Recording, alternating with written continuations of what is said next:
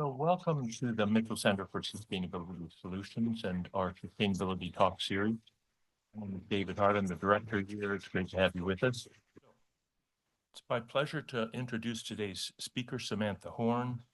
I think if you look at her academic journey as well as her professional roles, you can see that she's gained an enormous amount of experience and wisdom for tackling complex problems that have all these moving parts, the economic, social, environmental, technological, political, cultural, on and on. She did her undergraduate degree in biology and literature, which is one indication that she was already off to a good interdisciplinary start. And then a master's at UMass Amherst, focused on conflict resolution in natural resource management, blending like wildlife science, ecology, public policy, social science methods. For more than 2 decades, she's played leadership roles in multiple state agencies, especially the Land Use Planning Commission. She was also president of the Maine Planning Association. And when she was the director of science at the Nature Conservancy, she asked the Mitchell Center to lead the development of a resource to help communities and the state strengthen their resilience. And this project ended up being led by Bridie McGreevy, Adam Dagnow, and their team, and resulted in the creation, with over 100 contributing authors, creation of the Maine Community Resilience Workbook, a living document. It's available online, and my understanding is we're going to get a new edition of it sometime this year. So now Samantha is helping launch a new state office. She'll tell you all about it. And she's reaching out across the state, seeking to build this big collaborative network, which is something that we care a lot about here too. And I will say that I just heard from her earlier today that she, more than many speakers, including myself, is good at actually leaving time for discussion. And so there's going to be plenty of opportunity to kind of reflect upon what you hear. And she even has questions planted in her talk that I encourage you to kind of grab onto and think about. How many times does somebody walk into a room and say, hey, we're building something new and important in our state? Can you help us think our way through how this should work? That's a great opportunity right now, right here, but hopefully we will continue to have opportunities to work together going forward. So please join me in welcoming Samantha to the Mitchell Center. Thank you, David. I really am very glad to be here. Thank you for the invitation. So nice to see all of you. I'll put my talk up.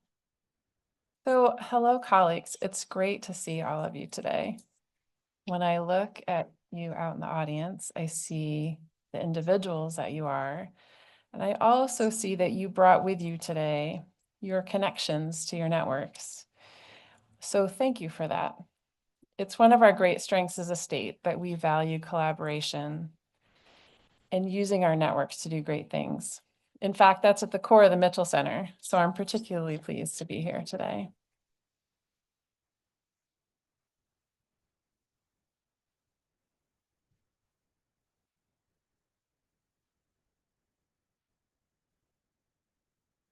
As David mentioned, I recently started work as the first director of the Maine Office of Community Affairs. I'll talk more about our organization in a moment, but let's start with why I'm here, other than the fact that David invited me. I'm here because I have a problem that I don't yet know how to solve. Our challenge is to redesign how state government functions. Now, to be clear, we're not aiming for disruption like we're seeing at the federal level. In Maine, we need new systems that create connective tissue between the growing services to communities. So now a little bit about my organization. MOCA, Maine Office of Community Affairs, was formed in 2024 in response to a need for more coordination across state government and with partners. The effort is focused on internal state government reorganization and also on the connections with organizations outside of government. You can see the statutory purpose on the right panel, but in practice, that's likely to mean making it easier for communities to find and make use of state planning and resilience resources, improving and aligning state programs, and partnering with other organizations, all for the benefit of communities. So what's this new office going to look like? There are a couple of new components proposed. One is the State Resilience Office, which is funded by NOAA in the $69 million challenge grant. So there are 4 positions there that we'll be hiring for this spring. And then there's also proposed in LD1, the Flood Ready Maine program, which is going to help with some of the major flooding issues that we've seen in the last couple of years. The existing programs that are proposed to be moved into the office include the Housing Opportunity Program, the Municipal Planning Assistance Program, the Community Resilience Partnership, the Floodplain Program, the Coastal Program, Volunteer Maine, and the Code Enforcement Program.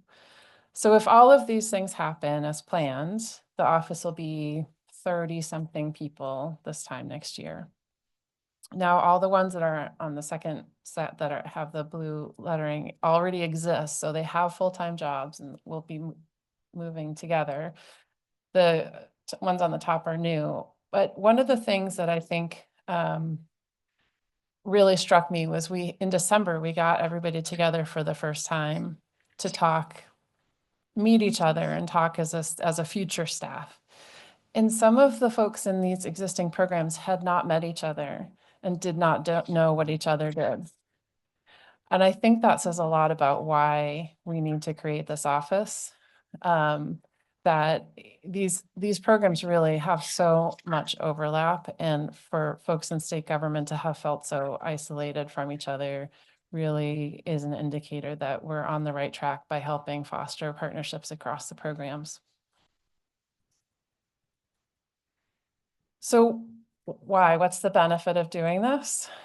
So on the right, you'll see some sample initiatives that we're considering. Some of them we've started on, but just to hit the highlights, the one-stop shop concept for communities. So that means that if a community has a question, they can call us and we, without transferring them to 10 different people, can help them figure out what resource they might need and how to get it. That's a lot of what I heard from folks when I traveled around the state was just answer the phone and then help us out without without giving us 10 different places to call. Another is aligning incentives and policies. So state agencies often will run programs, and sometimes the policies that are behind them or the incentives behind them don't match some other state agency, and it can be confusing for communities if they get conflicting messages. And we also lose some of the effectiveness of our programs if we aren't all rowing in the same direction. And then finally, reducing administrative burden on communities and service providers. I mean, we've heard lots of stories from communities who have no paid staff or just a few paid staff about how difficult it is to apply for and then administer grants, or to really understand how to access technical assistance. And we're in a home rule state. We really need to focus on the fact that many communities don't have professional staff in their offices, and we need to find ways to make it possible for them to get excellent service and to move their communities forward. So what are some examples of how networks get, this whole talking about networks, right? So how do networks get involved in these efforts? And why do we need to have a better understanding of and better visibility of our networks? So some examples, if we're trying to simplify programs so they're more accessible for communities, we could combine grant programs. New York and Utah already have combined grant programs, and what that looks like is a single application form. And then in the background, staff are collecting multiple pots of dollars that could be used for different applicants. And the applicants don't need to sort through which funding sources they're eligible for. The applicants just know they have a problem and they're submitting a request to get help with that problem. And then the staff on the back end do the helping on figuring out what they're eligible for. I mean, do we need to limit our imagination to only doing that within a fairly small set of state grants, or are there ways we could think bigger? And how do we know what all the options are? How do we know who's out there giving out money? How do we know what the network of grantees are? mean, there are a lot of people who've done wonderful jobs knowing that because they had to and gathering that information and storing it in their brains. But how can we make that more visible so that everyone can benefit from that information? And then David was talking about the community resilience workbook, and he just reminded me today that it was probably one of the first things I did when I got to the Nature Conservancy, interestingly enough, was sort of launch this partnership, which I'm really glad about.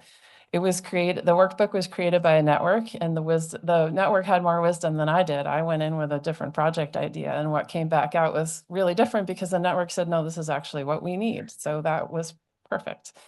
And it's going to be turned into a searchable portal, like an online portal. We have a funding through the NOAA grant right now, and the RFP is about to hit the street pretty soon for someone to turn it into a portal.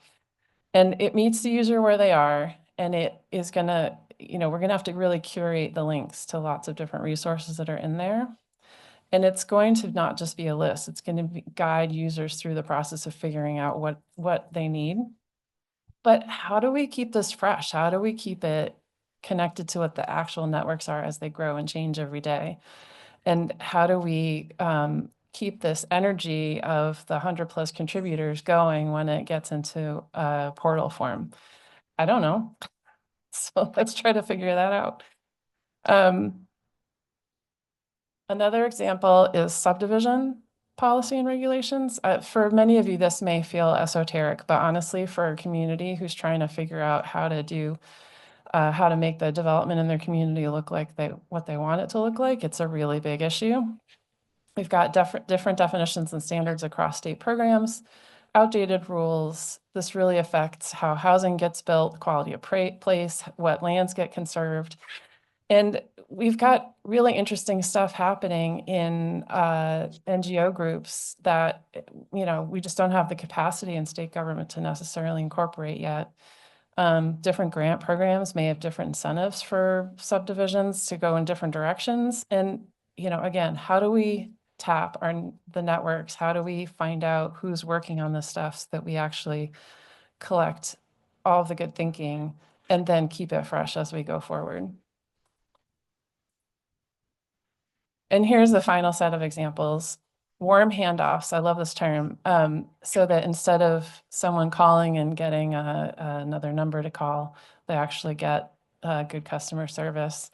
So someone emailed me recently and said, hey, I'm working for the owner of a mobile home park. We want to expand and have, dozens new spots for people to have homes. But we need some infrastructure and we need some help getting the infrastructure in place. I could have given him 3 or 4 numbers of people I knew who might be able to help him, but instead I did the calling around and emailing around, both in state government and then 1 or 2 folks outside state government, and I compiled the answers for him, and I got him connected with someone who on the phone told me, yes, I can help him. But why does that end with like that being in my brain now? That needs to actually be somewhere where other people can access that information.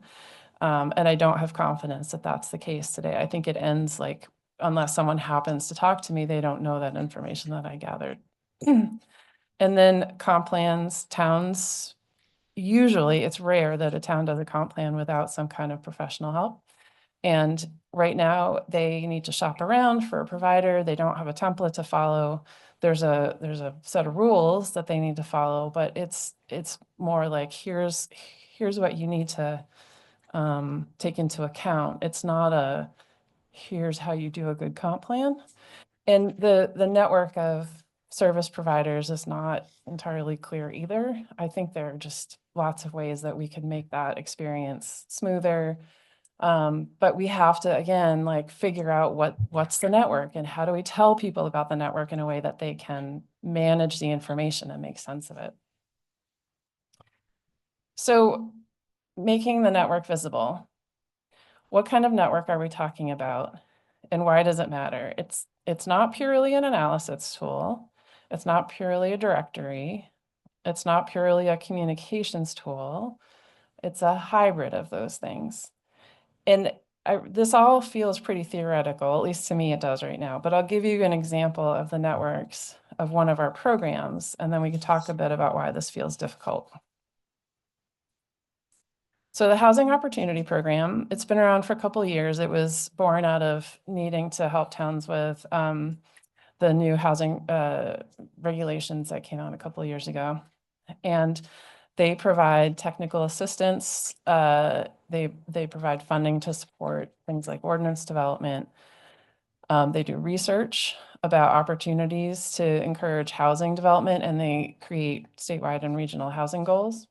And I asked them, Ben Averill and Hillary Gopher, the staff for the shop, to show me what their networks look like. I won't read all this to you, but it's a lot. It's a lot of categories and a lot of players in each category. David pointed out there are some housing efforts emerging at the university. This is not meant to be exhaustive, but it's what's top of mind for the folks in the program. I talked to Hillary this morning and she said, you know, it was harder than you might think to come up with all of these because every time we thought we were done, there was one more.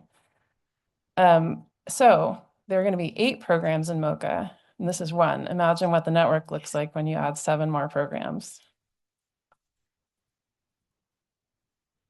So how did we get to this level of complexity?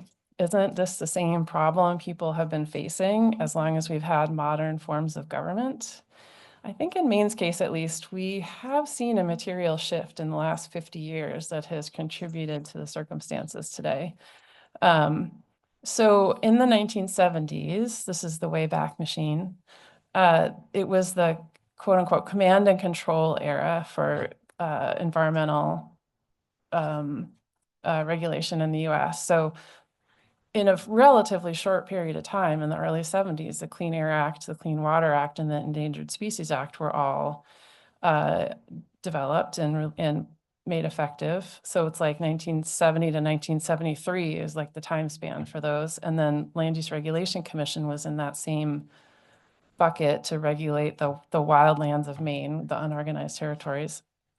And the expectation generally in that era was that government would do a lot on the ground. It was very active, and that was the deliverer of the services and the enforcer of the regulations. So fast forward 50 years, and that's not the case anymore. Government does not have sufficient capacity to provide direct service in a lot of cases. The expectation is that government will only do what others cannot do. And we really do our work with a lot of grant programs and service contracts and developing our networks. It's not the same as it was. And I'll give you an example. So my friend Dave Quartermont, he may be listening today, I'm not sure, but he worked for DEP for a long time, and he is a pioneer in the state with water quality research. And he and I had coffee the other day, and I was talking to him about, you know, Dave, am I crazy? I think this is the trajectory. And he's like, no, you're right. And here's an example. So prior to the McKernan area, Jock McKernan was governor from 1987 to 1995. So prior to that, a lot of the lake sampling and special studies were done at DEP by DEP staff. So here's a fun picture of Matt Scott, who's a graduate of UMaine from many years ago. And so they, you know, they'd go out and they'd do their sampling. Well, fast forward to today, and that is not the case anymore. In the McKernan era, there was a government shutdown, and it became over the budget, and it became clear during that time period that there was not going to be enough money for the DEP to continue going that way. And so they started outsourcing a lot of the work. And today there are robust lakes organizations like Lake Stewards of Maine, Maine Lakes, Sebago Clean Waters, and many others. And much of this sampling and science work is done in the NGOs with state and private funding.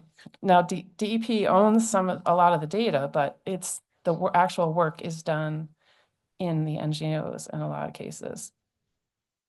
So this is just, I mean, MOCA won't do water quality stuff, but it's an illustration of sort of how things have changed. And then, so why does this feel difficult? Well, partly just volume. We've got a lot of NGOs in Maine, which is a good thing. We had this, you know, time about 13 years ago when the state planning office was abolished, and there was not a lot of support inside state government for climate or resilience related efforts. And so we had this natural growth in a lot of the nodes of our network. So you can imagine if state government stops doing something and it's important to people, other people will pick it up and work on it. But it wasn't, there was no sort of master plan. People just started doing good work, and a lot of it in a lot of different nodes. And I think you can see some of that in our nonprofits in the state. So there are a lot of numbers here, but the bottom line is that there are, over 7,500 registered nonprofits in Maine. And then about 2,500 of those are big enough that they have to file tax returns. And then if you look at the categories, those are in things that say environmental or community improvement, there are 450 of them. I can't keep track of 450 nonprofits. Like, I don't, that's certainly not something a person could do reasonably. So it's important to know, to understand that managing a network like this or understanding a network like this, it's not that we're just not trying hard enough. It's really hard. And you can see again, this some indications of volume.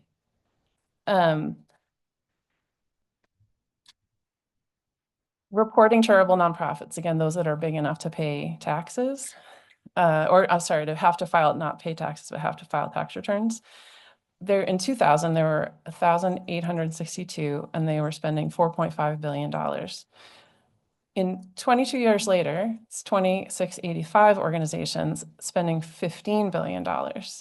So that's in 22 years, that growth of nonprofits. Now, keep in mind, I mean, some of this is hospitals and daycares and all of that. But again, those 450 that we referred to before are actually in the kind of sectors that MOCA would be interested in. And then you add on top of that consultants, municipal and county officials, academic and extension professionals, development firms. You can see the list here. And we're just not used to managing a network that encompasses so many nodes. As people, it's just too many nodes for us to keep in mind at one time. Okay, so it's the 2020s. We're now up to date here.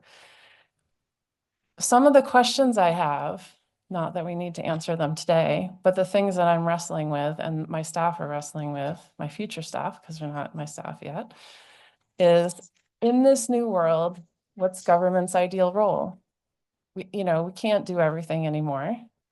We shouldn't be doing everything anymore. There's lots of wonderful NGOs and other, academic and other actors out there who can do really great work. So what role does state government ideally play to make it easier for the network to work well and cohesively? What is MOCA trying to be? What's our intent in our participation in the network? How do we, when we represent the network, when we lay it out on paper or in something, how we present it affects how people think about it. So how can we present it in a way that strengthens all the nodes in the network and doesn't sort of take away from their ability to act, doesn't suppress anybody, and it avoids duplication? And then again, if we go through another governmental change, more likely than not, right? How can that network continue to self-organize? How can we make it stronger so it can survive a transition and we don't end up with another period where things sort of just happen randomly and people end up duplicating each other's effort or aren't sure where their place in the network is. So these are all things that I'm thinking a lot about, and I think MOCA, we really have a responsibility to get this right, because how we design our systems will impact what services are emphasized, who gets served, what organizations receive more traffic, whether we're efficient and make dollars stretch farther, whether the system can survive an abrupt change in direction from government, and many other similar consequences. So we could use your help. Starting this spring, the staff will be considering how to stand up a system that helps us make our networks visible. If you have ideas or want to work with us on this, let's talk. And I'm really serious about that because I don't know how to solve this problem. Nobody in my staff knows how to solve this problem. And it feels like an important problem. And so we're really looking to partner with folks to figure this out.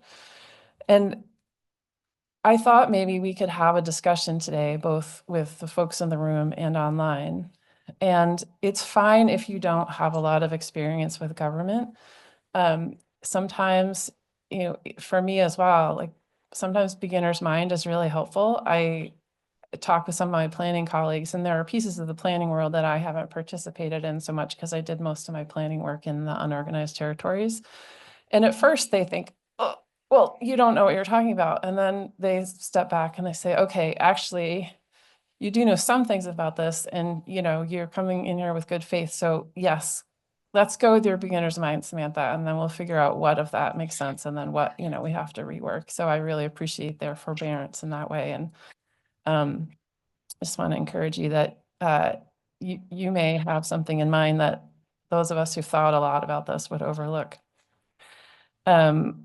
So here are the questions. What suggestions do you have for resources or models to look at? So that might be for folks who've already experienced this somewhere in some capacity.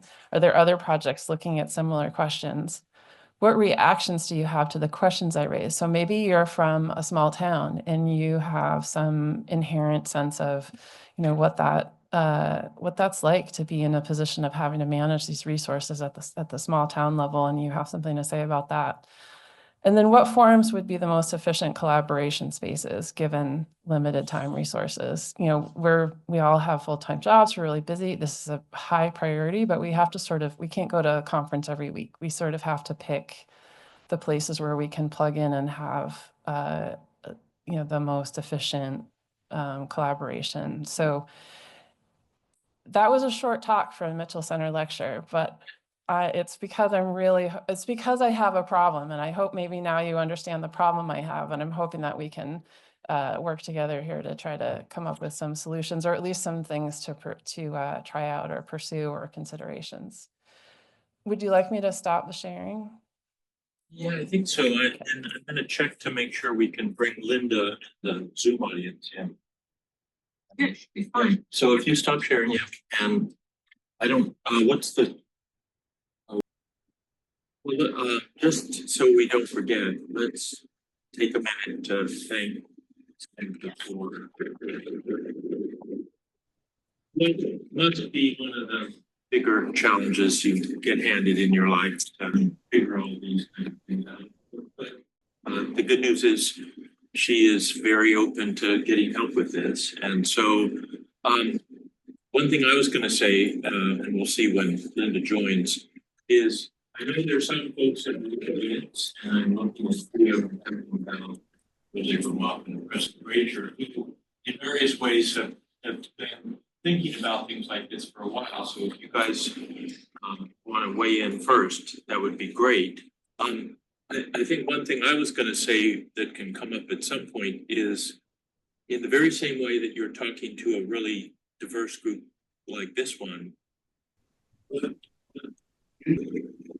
So to address the first question, really it's been me one-on-one with a number of folks out in the world, and then also the staff starting to tackle this, but we also have all the logistical pieces to deal with the transition. And so we have the intent, we've said we're going to form a little staff work group this spring to really start to dig in on this question. And so there's a lot of opportunity to include other folks in that discussion process who might have thoughts or perspective or want to collaborate on a project that we could formalize.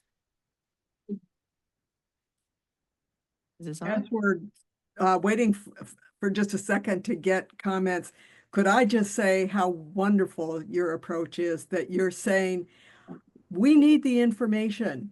We need to find out from all these people throughout the state who have experience and what they would suggest. And sometimes the suggestions come out of things that have been successful, and sometimes they come out of things that have been troubling because people feel like they haven't been listened to, and so the information that they have hasn't been effective in the way that they want. And so your approach is just really exciting in terms of this. So as we're thinking about this, many of us are involved in schools, in faith organizations, in activities in our communities. And if we were to go back to people in our community and tell them about what we just heard from you, do you have 3 or 4 suggestions for what we should say to the elders, to the young people, to the people who are new to our community, to people who have lived there their whole lives? I think for folks who are experiencing this system from the point of view of being in a community and needing resources, it's to be able to articulate what kind of what help is helpful, because they only have so much time in a given day to think about these things. And so what's the delivery mechanism, or what's the help that's most helpful for them?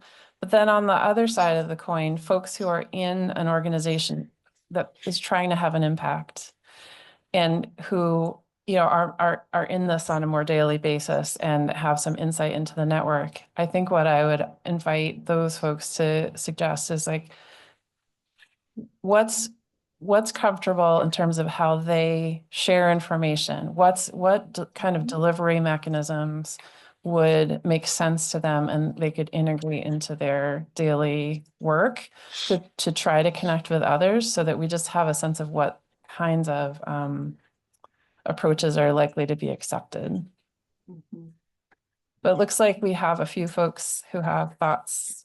Yeah, so let me just go ahead. Okay. So I'm a new faculty in the School of Forestry Resources, and I study the effect of climate change and land use change on the land carbon cycle, mostly soil. So it's actually a very different sector, but the challenge that you put out of trying to quantify too many nodes made me sort of think of some of the similar statistical methods we use to write like network analysis. And it actually also made me think of Netflix and so the class of algorithms that they use.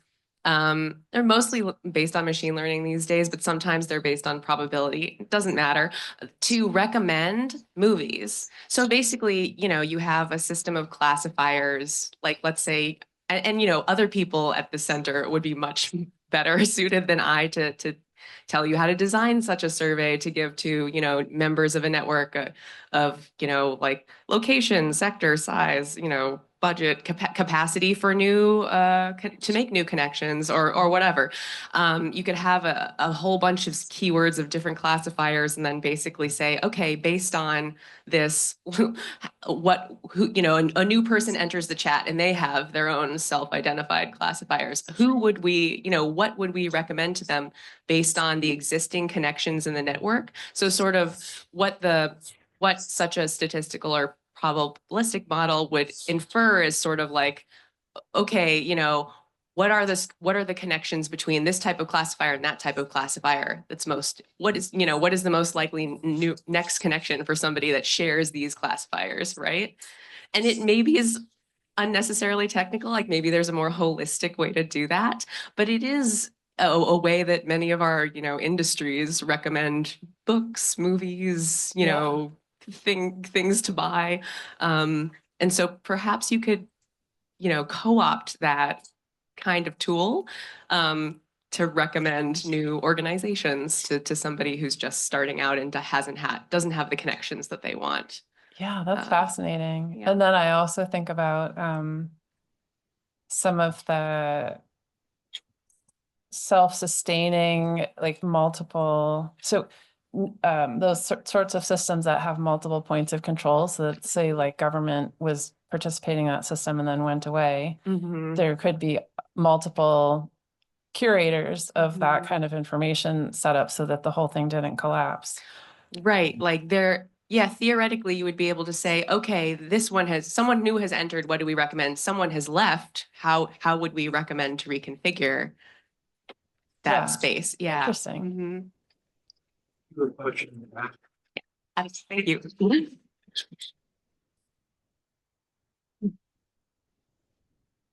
Hi, thanks. I'm Sarah Delaney. I'm a PhD candidate in School of Food and Ag here.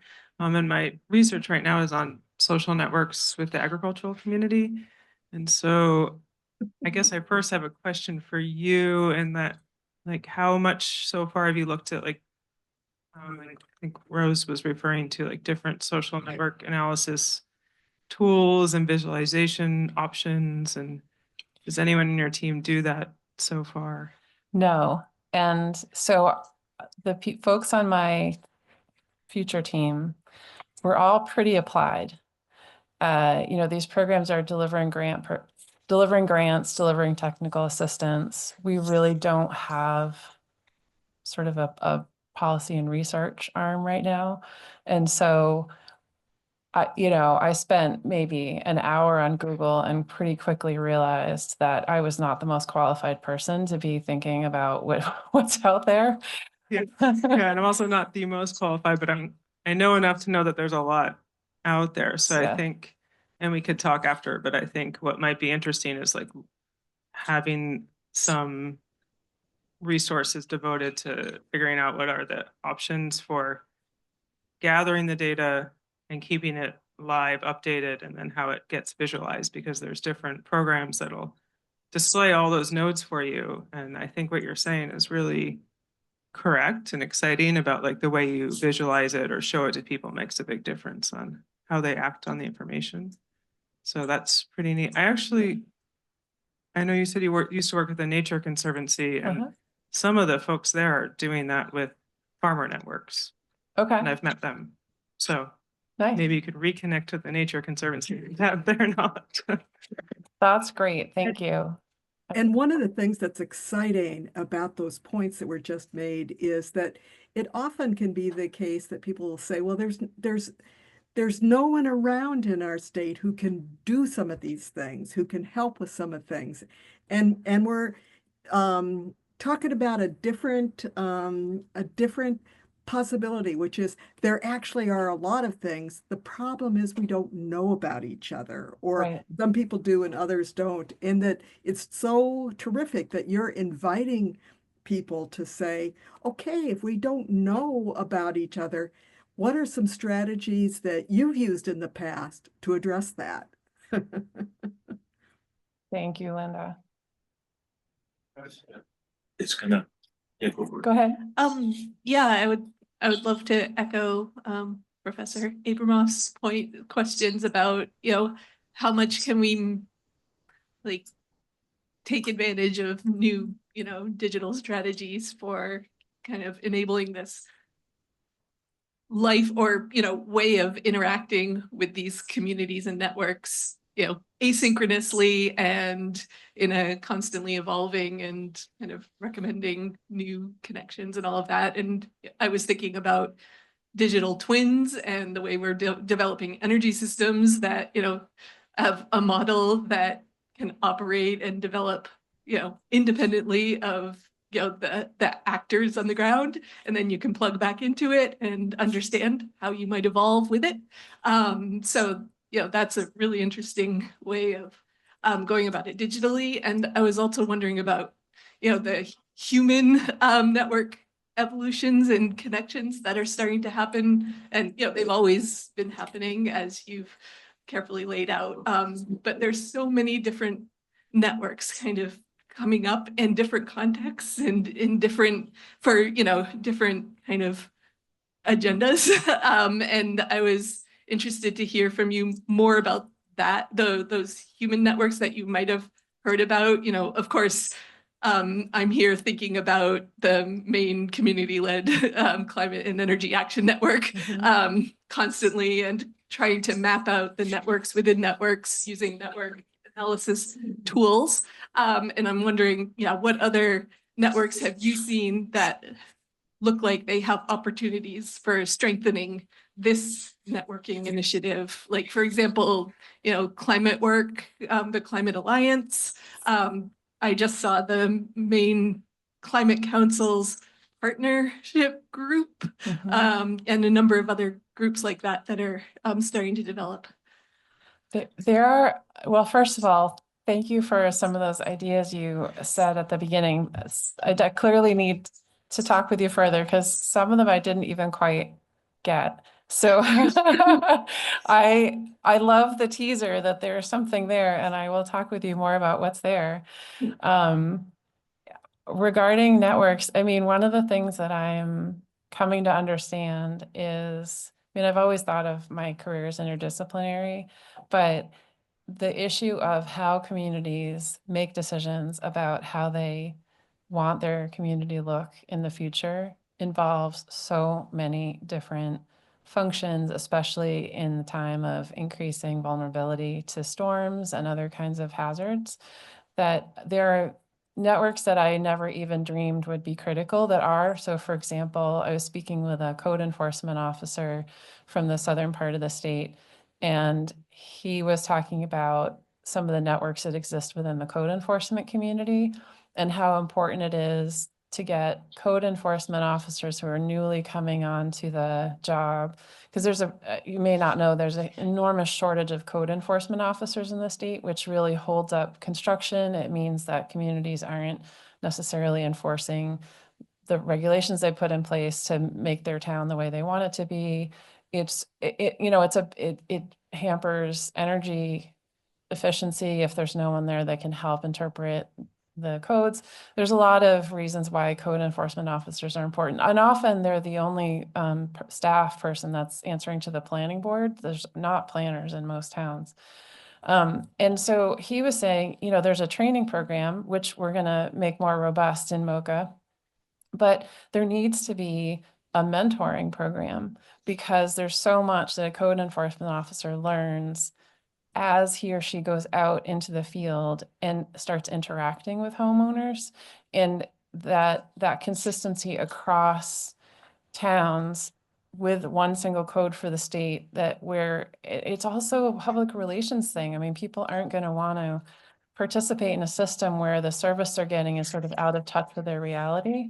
And so the system of code enforcement officers coming together to mentor new professionals in their field is actually, it has a huge impact on housing. Like how do we get there? And like in climate, because there's energy standards, and there are some of these connections which are just, were not for me super intuitive and are turning out to be really important.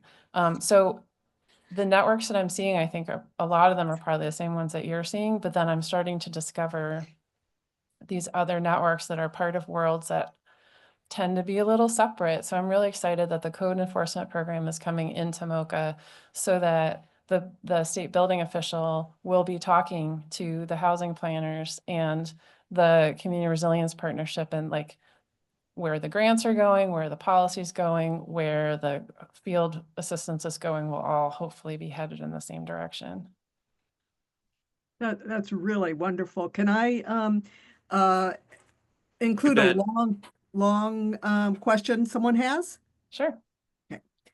So as a member of state government, my experience is that through the LePage administration, there was a desire to minimize internal and external communication, which was compounded by the pandemic and has yet to rebound. Any forum or network that encourages cross-silo communication and collaboration within state government and also externally would be greatly welcome. I'd love to see a return of collaborative, topic-driven, problem-solving initiatives at the state level. How could everybody that's here today help make that happen? What are your thoughts? Yeah. All right. Thank you. Yeah, it's true.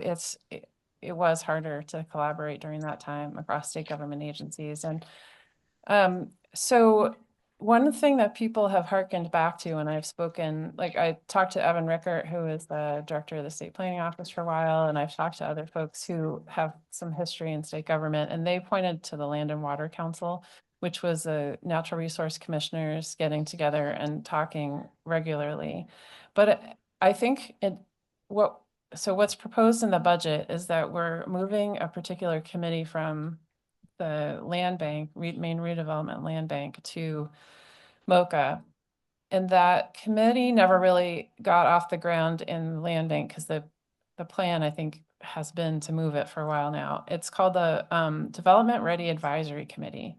And it's both state agencies and stakeholders getting together to talk about how to give technical assistance to communities that facilitates well-planned, financially sustainable, high quality development in communities.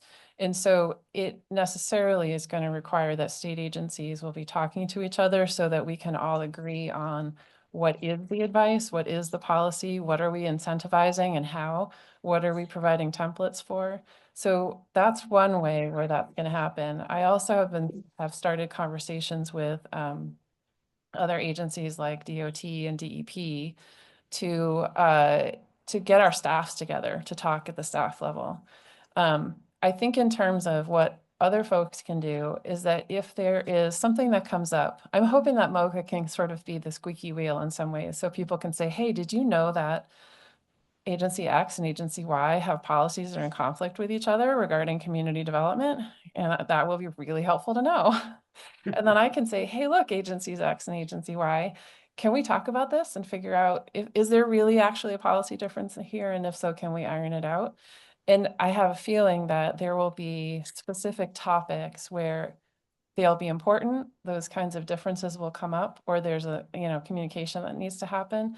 And we can ask people in the community, like community with a big C, all of you, whomever would be interested in participating in helping solve that issue by getting in the weeds on that issue and talking it through so that we can come up with a common interpretation.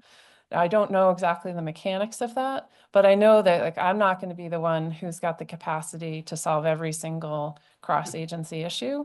And so I think if we can find folks who are willing to either on an informal or formal basis identify issues and then help solve them in a group setting, I think we could really tap the wisdom and the resources of the network. And when I say this, I'm not expecting people to work for free.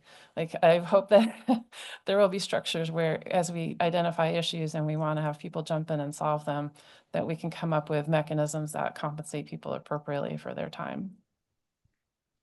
That is so helpful, all that you said, just so useful and lots for us to think about. One of the things that was also mentioned during your talk in terms of resources was toolkits. And that language really works for a lot of people in universities who are working with graduate students and undergraduates and community partners. And if we were to start to think about in terms of some of the topics, they're doing, if we were to think about toolkits that we already have and toolkits that we might be able to do, say as a part of a graduate or undergraduate course, what advice do you have for us about getting advice from you about doing this in a way that both helps our students learn, helps us all learn, but also ends up with a product that's helpful to you? Oh, I see. So if in a class, someone was going to start developing materials. Yeah. Got it. Okay. I think that it's always good to go to the end user. And I did some work recently for a state agency. I had consulted before this, and I did some work recently for a state agency, and we looked at the project plan and we said, we're not going immediately to the professional stakeholder group. We're going to start with the people in the field and without taking too much of their time, identify what they actually need. I think that there can be some fatigue with folks being asked multiple times for their advice. So you could check and see whether we know of something where we've asked people already what their needs are. For instance, there was a fairly robust survey done with regard to what needed to be done with the community resilience workbook for the portal, and we can share that information. But then if there isn't anything like that, if you can't find anything out there, going to the source, really, I mean, they're going to know better than I am what is going to be useful. So I would always advocate going to the end user. Can I make a request? I would really love, I know people will have to leave to go to class pretty soon, probably, but I would really love to get some reactions from emerging professionals and find out if anyone had thoughts along the way here, either from your experience as a community member or based on what your aspirations are for your career. And I don't want to put anyone particular on the spot, but I would really value or reaction from some of the emerging professionals in the room.